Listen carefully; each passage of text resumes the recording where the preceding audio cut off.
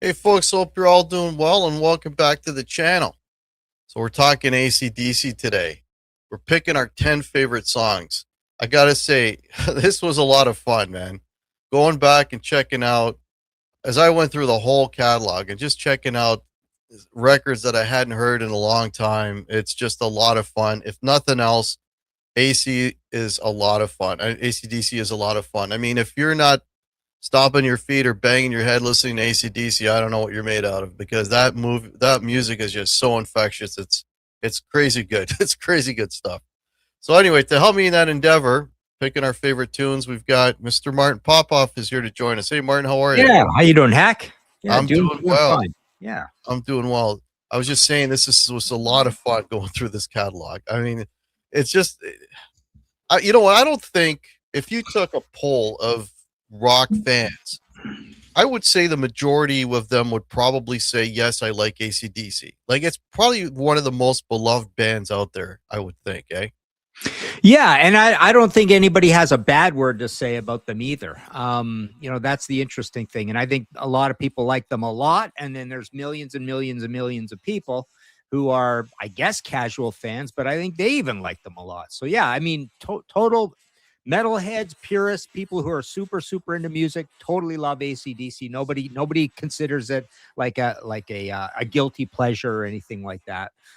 We just did, we had a whole audio podcast that we did on Pantheon, myself and John Gaffney, called "Kicked in the Teeth," an AC/DC podcast, and we went through about, I guess, 35 episodes of that. Now we got to come up with a new band because we ran out of things to say, but we did a bunch of cool ranking things and went through all the albums. But yeah, it was cool doing this exercise, like honing it down to 10 favorite songs. Yeah. All right, I'm just gonna say quickly a few people that jumped in here. We got Quentin is in here. Hey Quentin, how are you? Pete Jones, nice to see you. It's going down here. Davey Cretin, how are you? Bernie 67, how's it going? Thanks everybody for joining us. Christian Haynes is with us. Just going down. Vincent Leroy, Ken White, nice to see you guys. Oh boy, Metal Ben's Chronicles, that's a mouthful. How are you, Stephen David? Nice to see you. Tyler Patterson, Tyler Patterson. Vincent Leroy, Dave. Okay, I think I got everybody. Nice. I think I got everybody. Thanks guys for joining us. Yeah, we're gonna talk AC/DC. Now, the one criticism that I hear with AC/DC, if anybody was to say anything negative, it's like, oh, the songs sound the same. You know, and do they have a formula? Sure. And do, they went on each record, they'll have a sound, they'll establish a sound, and that pretty much carries out through the entire album. Now, it's funny enough, when I was going through the catalog, I was finding songs that were kind of a little weird for AC/DC, and those I really enjoyed because they were kind of stretching a little bit. It's a sort of the same criticism that Motorhead gets. Oh, they all sound the same. But if you take a deep dive, yeah, there's a sameness to it. There's a formula to it, but the groove is so infectious and the hooks are so mighty that, you know what? It's just good sound and music. Like you can't, bring it down any level just because, oh yeah, they all kind of sound the same. Well, and there's also another criticism I'm hearing from my really deep dish AC/DC fan buddies. And this is one that you can't unhear once you hear it. And I'm feeling it kind of the same way. And that's that, on all the albums after Razor's Edge, there seems to be, the guitars are getting almost too clean. and the performances are too polite and it's too polished and it's kind of shrunk. It's small. It's not. There's no chaos or electricity left. So a lot of people have said, from stiff upper ball breaker, stiff upper lip, everything to the end of time, everything up to power up. There's a sort of there's just a 20% taken off sort of the heaviness, the electrocution, factor that Angus is too clean and too simple with his tone now, sort of thing over time. So I have heard that about them, and I do kind of agree. I have this concept that I talked called "They Shrunk the Boogie," right? And Yeah.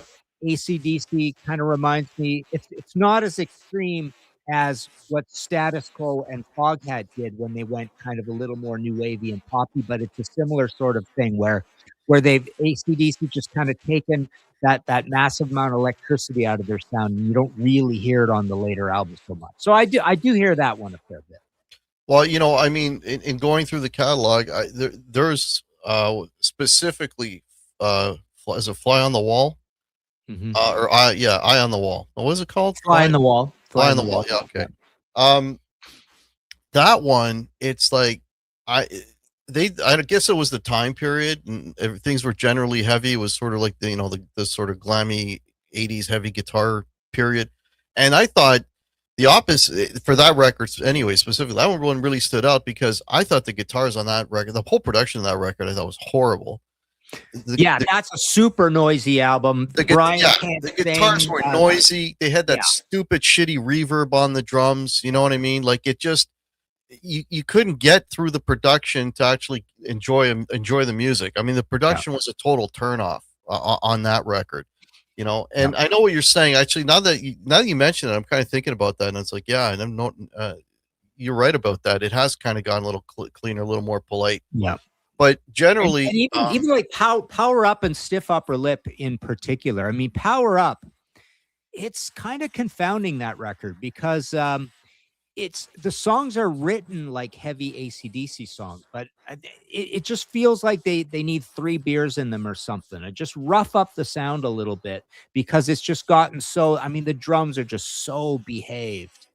And the guitar tones are just, if there's any electricity, it's all, I mean, you could describe it better than I can, but it seems to be just kind of plugging in, it's just, there's just not enough grit. There's not enough hair on the guitars either anymore.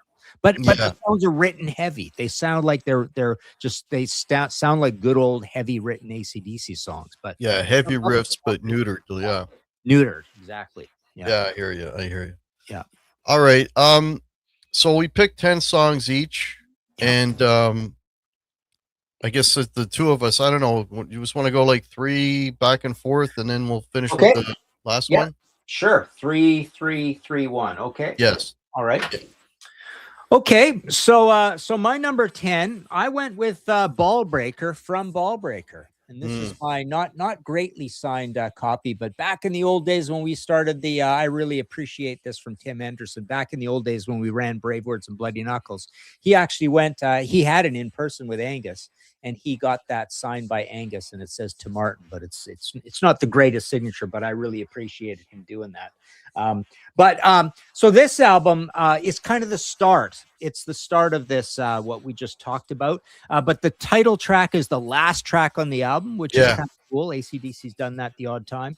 And it's just a good, heavy song. I mean, again, still the production is not there, but the riff is really there. It's got a modulation to it. It's got this stopping. It's Ball Breaker, It's a really, really cool, menacing song on this album. And I wanted to pick something a little bit later because I've realized, in picking the top 10 for this band in particular, but a lot of bands, I find that if I've got this like sort of this critical mass of confidence in the album, and I love the album, you're going to start seeing a lot of songs from that album. So if I'm not feeling confident in the band, I'm not feeling excited about the band in that year or whatever, you're not going to see a lot of songs. But I wanted to pick something. I do have one song later than this, but yeah, Ball Breaker to start with. That's my number 10. Next for number 9, I went with Fire Your Guns from this album. And of Yeah. course, I've probably told the story before, but these are signed because I got to interview Malcolm in person at the hotel after SARS the next day. And Nice. and I got Brian and Angus on these as well. I'm standing there waiting for Malcolm, and Angus walks through the lobby. They had the whole floor of the hotel, of course, and he's got his little robe on, his little tea tray. It was pretty cool. But yeah, this album is the big comeback album for them. I still think this has good bite and heaviness to the production on this album. And Fire Your Guns is this up-tempo song with this crazy, weird, stop-start riff. Singing. And then stop, and then Brian sings. And it's up-tempo, and it's just a good head-banging tune. So Fire Your Guns from that one. And then I went to what's probably my favorite AC/DC album of all time. I went to Highway to Hell for there's my Malcolm signature on that one. I went with a pretty happy, hummable, simple song on here with kind of like octaves to it in the guitar riff. The title track of the live album, If You Want Blood, You've Got It. So kind of a deep track, side 2, middle of side 2. And it's just cheerful, happy, nothing special about it. Just a song that makes me feel good off of that one. So there you go, Ballbreaker, Fire Your Guns, and If You Want Blood, You've Got It. All righty. So yeah, I've got some later. Do I have any later? I got later stuff more so in my notable mentions, but some good stuff later on. And I want to get to the ones after the 10 because there's some that are very close in making it into the top 10 that were really, really good. Okay, so anyway, to start off, well, this was the album that came out after the big album, and to some people it was a letdown, and to the band it didn't sell as much, and it took them years to record it. And they hated recording it because Mutt Lange was going crazy, and I'm talking about For Those About to Rock. Yeah. But there are some good songs on that record. I mean, the title cut is just a concert staple of theirs for years. It's part of the whole canon shtick that I think they still do. But for me, man, there's a song on there, and it's a deep track. It's called Evil Walks. Evil Walks is just a killer track. It's got a nice dynamic to it too. It's got, like a very, they do that sort of the tame verse, the light picking, and then the chorus comes in like a sledgehammer. Evil Walks. Like, it's just really, really powerful. Always loved that song. There's a few good ones on there, but that's a hidden gem that maybe some people aren't aware of. Now, you just put up this record, Razor's Edge. This is a phenomenal record, man. And this song, this song has got so much groove. This song, to me, this could have been a ZZ Top song. It's got that kind of swing, that kind of groove to it. I'm talking Shot of Love. It's so kind of, I mean, the good one, play of the guitars, man. It's just, you just want to just bob your head to it. It's so hooky. It's so catchy. It's just... It's a great pick. Yeah, a little Stonesy to it, little Stonesy. Yeah, it's got again, it's, it's a little bit of a departure, it's more of a, not a heavy over your, crack you over the head type of tune, but more of a laid back. It's such a tight groove, and it's just so infectious, and it's catchy as all hell. I love Shot of Love, man. That's a great freaking song. Nice. All right, now this comes from a record that people don't like for whatever reason, and I think when we did the top 10 show, I think this album made my top 10 albums, and but people hate this AC/DC record, but I don't know why. I'm talking about Blow Up Your Video. Now, you want to talk about a very different type of song for AC/DC, and I mentioned this when we did that show originally.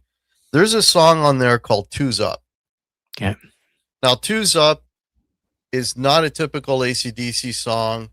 It's got this descending guitar line that goes through it.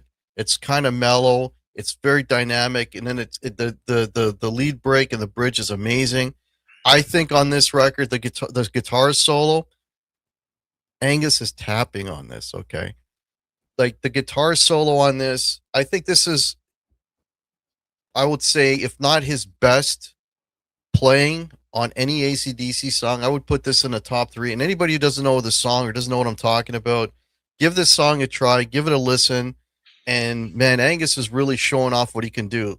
Like he's really spreading his wings in what he's playing. The song structure as well is different. It's a little more complex than most of their tunes. It goes a few different places. There's some nice changes, nice dynamics. It's and I think it's like a is it a 4, maybe over 4 or 5 minute song? Like it's a for ACDC, that's an epic, right? But yeah, really, really cool song. Check out Two's Up from Blow Up Your Video. That's another very deep track. But that song's always appealed to me from the first time I've heard it. So Wow, very that's great. Yeah, you've gone deep with all three years so far. Pretty cool. yeah. I'm definitely not going deep with my number 7. I am going with Riff Raff from this album. This I've long called my favorite ACDC album, Power Age, but I think Highway to Hell beats it now. Those are my two favorite. Riff Raff is just inside one of the original vinyl. This is my Canadian red vinyl one, right? Mm. Anyways, yeah. In my Pete Dunne's vinyl museum sleeve. I don't know if you can see that there. Remember that store here in Toronto? So, museum downtown, yeah. yeah. This was Andy had one out your way. He had one down Mimico, actually. Remember? Right along the lakeshore. He had a second location. Really, Right? that one I didn't know about actually. Yeah. I was there a couple times. So yeah, this album, love this album, and Riff Raff's pretty much the heaviest song on it, the most heavy metal. It's up tempo. It's got an actual, hard rock guitar riff to it. It's got the crazy, heavy build up intro thing, and then they just go nuts. It's fans love it. They played it with Guns N' Roses. Or Angus guesting with Guns N' Roses. Just a good heavy song, nicely arranged with lots of drama and the drop out to the bass part and everything. So that's a great one. Next, I am going with the title track from this album, Stiff Upper Lip. I just love this. Opens the album with that little sort of crouched riff, plucked a little, and then Brian singing, and then it just explodes. And this one's got such a great groove and such a good, fairly heavy metal riff to it, and just really nice chord movements in it. And I keep bringing up, and I can never find it again, but there's this great footage of them doing this song outside. It's like one of my favorite magical rock and roll moments when that song explodes. They're on some massive outdoor stage, and it's really, really cool. So yeah, love Stiff Upper Lip. Then I'm going to what is far and away my favorite album of theirs with Brian Johnson, Flick of the Switch. And there's my signed one from that day, Fateful Day after SARS Stock. And I am going with Guns for Hire, which opens side 2, and then they open the it was the opening song on the tour. And this is one with kind of like a Riff Raff type opening thing where Angus makes a bunch of noise and he jumps off the amp, and they kick into this just great swagger and Friday night drinking song. Just got a great, heavy groove to it, but it's kind of got a party vibe as well. It's just a good headbanging song. It's a super, super happy sort of AC/DC song, but still on this badass album, this self-produced, gritty, like I say, very different from everything we talked pretty about raw. earlier. Yeah, it's a good, raw, heavy album. Guitars are loud on it. But yeah, Guns for Hire is just a great, just outlaw song on this album. So that's my 7, 6, and 5. Yeah, I mean, well, the one thing too that kept coming to mind, like you mentioned, Stiff Upper Lip, man, that could be ZZ Top. Yeah, there's a lot of similarities, especially when they get into the groove, and it's more of a bluesy kind of, the picking thing that he does now and again. Well, again, Hack, it's that they shrunk the boogie thing again. The early ZZ Top albums, you get into Tres Hombres and Fandango, the guitars are turned up. They're just generally a hard rock, Southern rock band from Texas. But then they shrink their sound. And when I use that term, it's like you take that band and you put them in a little matchbox and have them playing. And that's what Tejas is. That's what DeGueo is. That's more or less what El Loco is. But then, of course, they've got the big panoramic, loud electronic sound, on Eliminator and Afterburner. And then later on, they're like super, super heavy, massive, super heavy, and very, very electronic. So ZZ Top definitely shrinks the boogie on Tejas and Tres Hombres. And you're right. That's kind of what these albums sound like. They sound like ZZ Top albums. Yeah. Alrighty. So my number 7 and we're coming off of Highway to Hell. Again, maybe a deep track. I don't know. Always love Touch Too Much. Yeah. That's a great song. It's got a great riff. Again, a catchy chorus. And yeah, again, it's an awesome ACDC song. And there's not really a lot more you can say about it. Now, this next one, talk about raw. This is about the rawest recording you can get, where it's so much so that you can almost hear them turn on the tape machine. Okay. And the album that does that all the way through is Let There Be Rock. Yeah. And the first song, the first song, my pick off of that record is a song called Overdose. Okay. Yeah. Always loved Overdose. And if you listen to it, it's like he kind of starts and almost, does he flub it or he doesn't flub it or does it intentionally? You don't really quite know. Yeah. It just kind of, and it's a slow build. It's another epic for ACDC. It's like a 6-minute song because it got, the riff and then it plays it a million times and it gets bigger and bigger and bigger and bigger. And I don't know, you being a drummer, you might notice this. When I'm listening to that record and Phil Rudd's drumming, like for example, on something like Overdose, like it's like he doesn't know what to do, right? They play the riff as like bum bum dum, right? Bum dum Yeah. bum. Like it's, you know what I mean?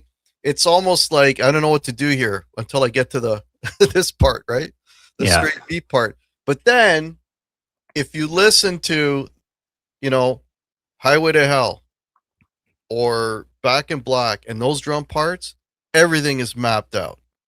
Everything is done with intention. It's, you can tell it's all been figured out. He's going to play this flam, crash, this, you know what I mean? Everything is, because you can tell it's all been engineered with those records by, Mutt Lange. And of course, that's why all the songs kind of became more focused in tight, in tighter packages on those records. But yeah, Overdoses. And if you listen to Overdose, then listen to Rock and Roll Damnation. I think he's kind of playing the same thing, the same Mm. little light picking thing. Oh yeah. Anyway, but I'll let you check that out. Mm. So yeah, Overdose. Also going back to Highway to Hell, Shot Down in Flames. Mm-hmm. Nah.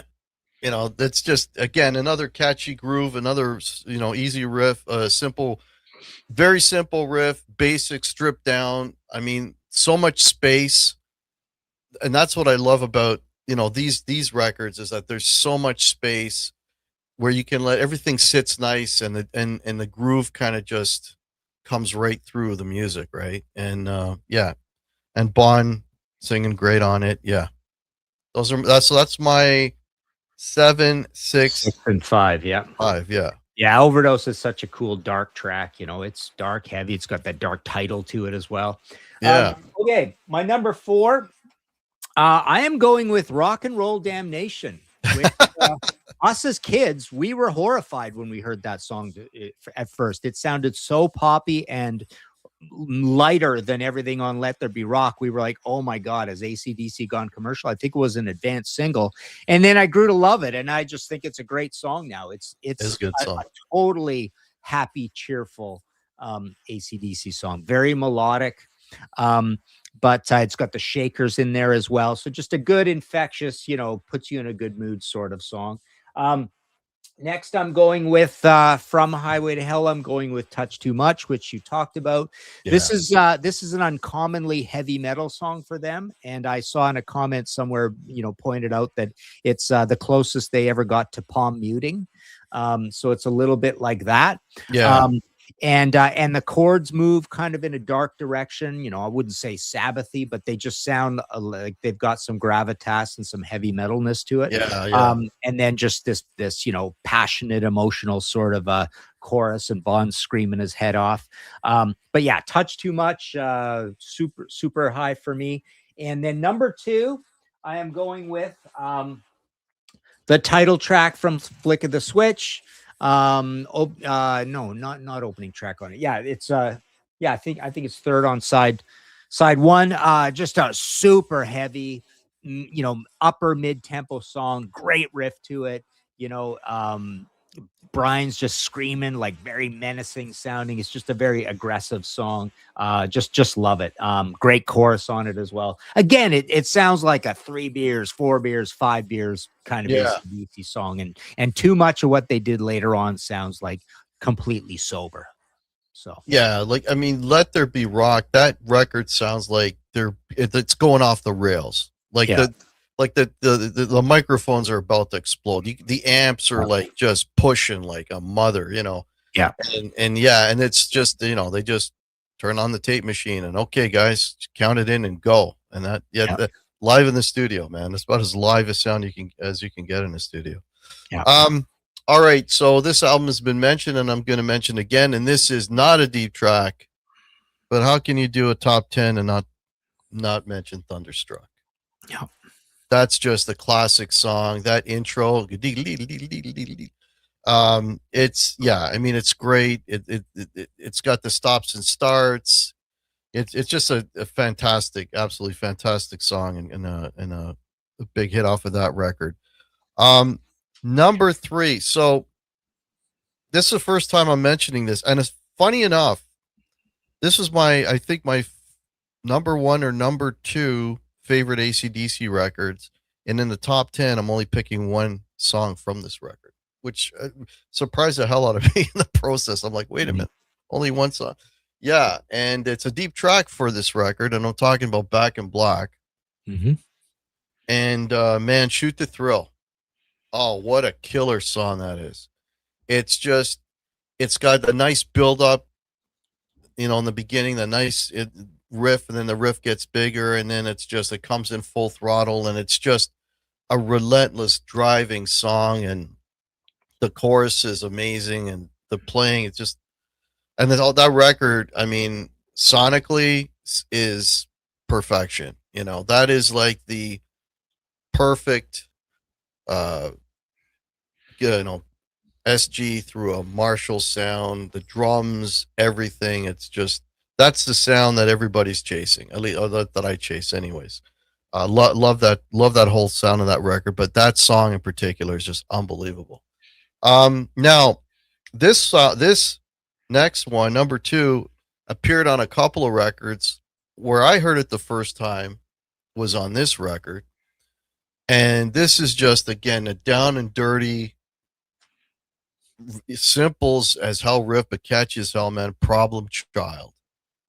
Always love that song. It's just I mean, that is just it's three chords, okay? Like it's just, but it's it's catchy as hell, and it grabs you, and it's those first. I mean, ACDC, they got a formula. It's first position chords. We're gonna play open strings, and we're never gonna play the third. That's the whole thing, right? And it's D, A, G, and all of that is in that song, and it just sounds unfreaking believable. Love Problem Child, man. Really good song. Nice, nice. All righty. Okay, so my number Number one, one. I went back to this album, Highway to Hell, for Walk All Over You. Oh, wow. I always loved this song. It's simple, but it's like a real freight train. It's again in that upper mid tempo range, although it drops to halftime for the chorus. But I just love just the chords are nothing special, but it just feels badass. It just it just I don't know. It just really, really rocks in here. I've often said "Touch Too Much" and "Walk All Over You" are my two favorite songs, and now I've got them at number 3 and number 1. But yeah, that's just an absolutely great song on here. I could have picked other ones on here. I'll give you my honorable mentions quickly. We shouldn't dwell on honorable mentions too much because it undermines our top 10, right? So I'll just rattle through them fairly quickly. Yeah, I agree on Thunderstruck, super important song. I'd go back to Power Age again for there's a few super nice semi, more laid back ones on there, and I picked 2 of those. I didn't put What's Next to the Moon on here, but I did put Gone Shooting and Down Payment Blues. Gone Shooting, yeah. I put Beating Around the Bush on here, the most fast, Highway to Hell's version of Riff Raff. Great heavy riff on there, but fast one with the drop out to the vocals. Went back to Flick of the Switch again for Bedlam in Belgium. That little story about the riot in Belgium. That's a cool one. Went back to that one again for This House Is on Fire. So I've named about half that album. And then Back in Black, I went with the most heavy metal song on there, I think, which is Giving the Dog a Bone, with that, and I Yeah. think Back in Black, the title track, is just this geniusly assembled, interesting song. You got to pick that, I think, for it just being so clever.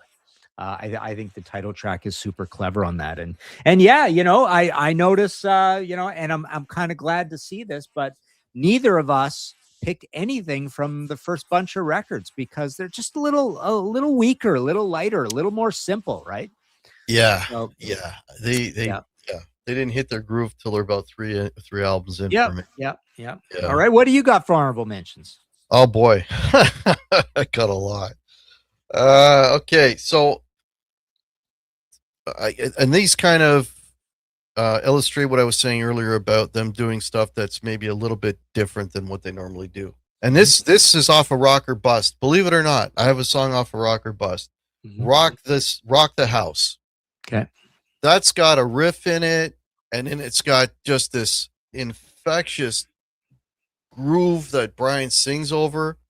It very much it's got a massive Led Zeppelin vibe, like a Led Zeppelin riff vibe to the song, where like it's the riff and then it's like a catchy chords that he sings over, and then the riff comes back in. Man, if you haven't listened to Rock the House off of Rock or Bust, that song kills me. It's amazing. Girls Got Rhythm, Highway to Hell, okay. Typical Mhm. fare. Give me a bullet, typical fare. Mhm. Cover You in Oil, from Ball Breaker. Yeah. That's got a really nice groove too. I'm not crazy about the chorus, but I like the ding ding ding ding ding ding ding ding Right. ding ding. That it's again, man. The groove is just to die for, right? Uh, Hack, when we were doing our podcast, a lot of songs like that, you think of that riff and a bunch of them going forward. As soon as you get this thought in your head, you can't unthink it because they do this a lot. I'll tell you the lighter one first. They do a lot of things that have a weird sort of Celtic vibe to it. So that's one thing. But the one thing that drives me nuts about a whole pile of later period AC/DC songs, they sound like line dancing songs. They sound like the cowboys doing the little line dancing in the bar thing. They have so many songs that really verge on heavy country music kind of thing. Because when you well, when you shrink the boogie and you fold up your little origami, versions of how else can we be AC/DC and do boogie rock and do this pop boogie thing that they do a lot across a lot of these albums, it crosses into line dancing music. And I remember saying that in our podcast with John so many times on the later albums, line dancing song, line dancing song, line dancing song, right? So, oh, that's a cool but, observation. but think of the Cover You in Oil verse, right? Yeah, ding, ding, ding, ding, I guess. Yeah, kick up your Don't say little do cowboy boots. it. Yeah, and they got a Oh, lot of those. They got a lot of those. so another one I want to mention, because again, it's a little bit of an outlier as far as style wise for ACDC, and that's a song called "The Fuhrer" from Mhm. Ball Breaker. That is a really good song, man, and Yeah, that's not something you would expect out of ACDC. yeah, So that's one to check out. Got You by the Balls from Razor's Edge. yeah. Okay, Are You that's Ready from that album too is really cool. Are You Ready? Yeah, that's a good one. Go Zone from Blow Up Your Video, the Right. album nobody likes, which I like. Yeah. Burning Alive. And man, I got a lot of Ball Breaker stuff because I thought Ball Mm. Breaker's great. Burning Alive from Ball Breaker, Right. Rock and Roll Damnation that you mentioned, Stiff Upper Lip that you mentioned, and I think you also mentioned Payment Blues from Powerade. Yeah. I love Who So, Made Who too. The standalone weird, who made single. who?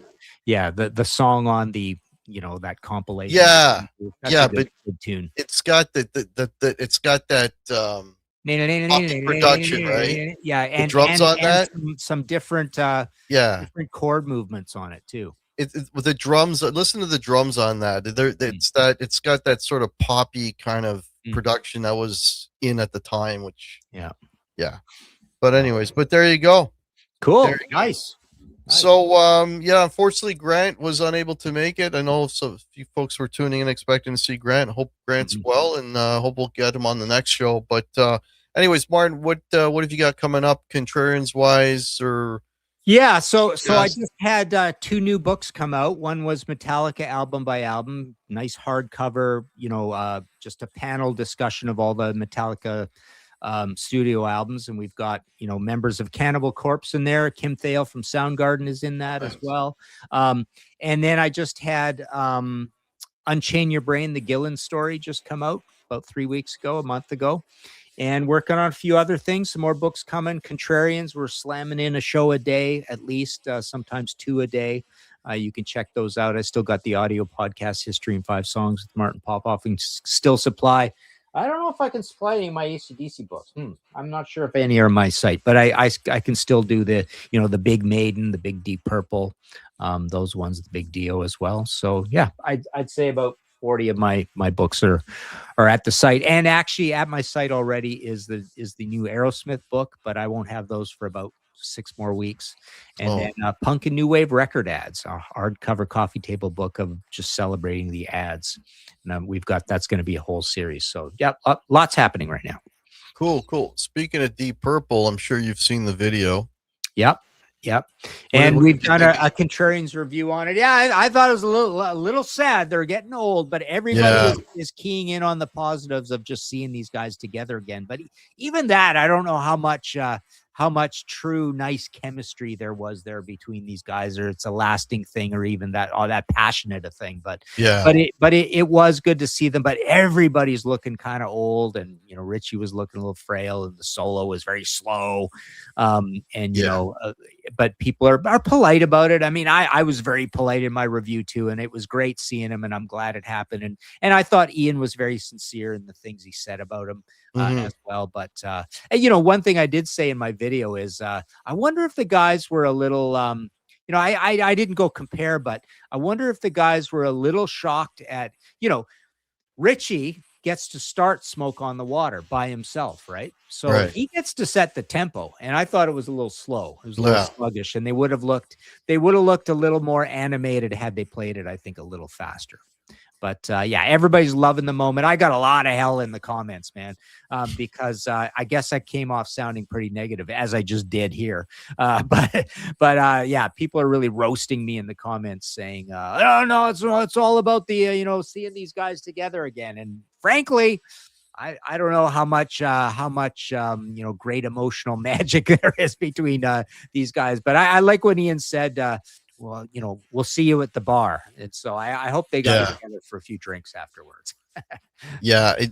I mean, it just looked to me like he hadn't done that in a long time I up to know, this 81 point in years time. old too, right? Maybe a little rust. Like Yeah, I mean, talk about throwing into the deep end of the pool. I mean, yeah, mid concert, yeah, packed house, I'm sure, and do yeah. your thing. Yeah. So, but yeah, and that, I mean, if anybody, I don't know, I could be completely wrong here, but if anybody thinks there's going to be more of that, I highly doubt it. I think Yeah, that's a one and done kind of thing. I mean, I know. they're gonna get back together and go. I don't see that No, happening. So, that no. was a one and done thing. Yeah. Yeah, yeah.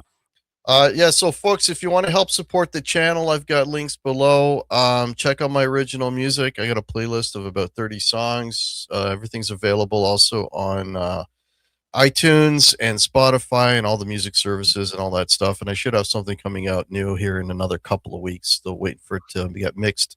Um, and yeah, and on Saturday at 9 p.m., I will be doing my monthly live show. So come join me Saturday to hang out, and yeah, and we'll see you then. All right, hang tight for a second, Martin. Okay, guys, we'll catch you all next time. Take care.